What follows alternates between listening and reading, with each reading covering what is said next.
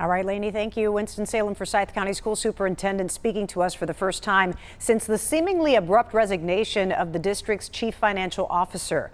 WXI 12's Kelly Kendall asked the superintendent about that resignation as the district tackles a major budget shortfall. Kelly.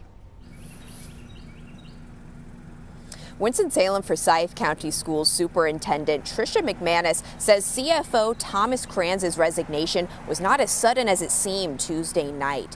Now she says the focus is on setting the district up for financial success moving forward. After announcing his resignation, CFO Thomas Kranz walked out of Tuesday's school board meeting. In a press conference Thursday, Superintendent McManus said Kranz was already planning to retire at the end of this school year. Why people say things in spur of the moment, I'm sure that, it could have been anything that happened within the room, a comment made that may have had him react quickly in the moment. But as far as surprising me,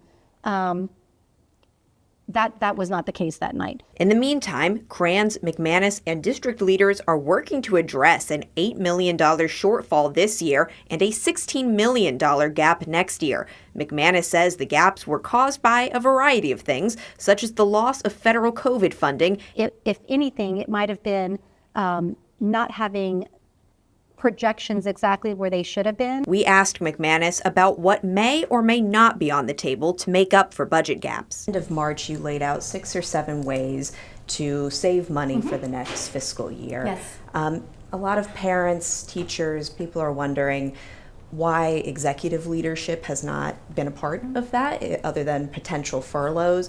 Would you and other members of the executive leadership team be willing to take a pay cut in order to help for losses?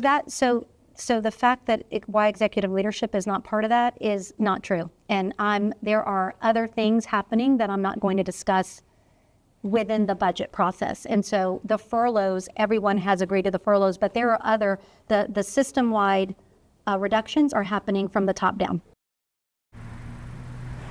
McManus says procedures are being put in place in order to ensure that budget projections are more accurate moving forward. Right now, she says the fund balance stands at $12 million, 5.3 of which the board has the ability to spend. Live in Winston-Salem tonight, I'm Kelly Kendall for WXII 12 News.